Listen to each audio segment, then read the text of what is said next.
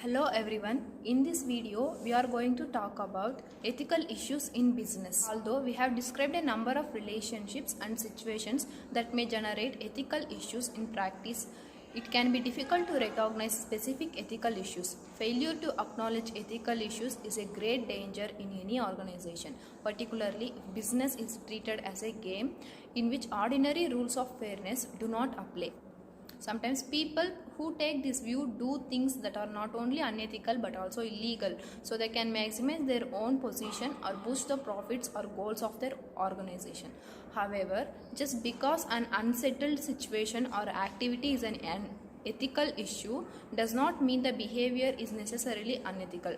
An ethical issue is simply a situation, a problem, or even an opportunity that requires thought, discussion, or investigation to determine the moral impact of the decision, because the business world is dynamic. New ethical issues are emerging all the time. One way to determine whether a specific behavior or situation has an ethical component is to ask other individuals in the business how they feel about it and whether they approve. Another way is to determine whether the organization has adopted specific policies on the activity, an activity approved of by most members of an organization.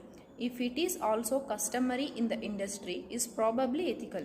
An issue, activity, or situation that can withstand open discussion between many stakeholders, both in and outside the organization, and survive untarnished probably does not pose ethical problems. For instance, when engineers and designers at Ford Motor Co.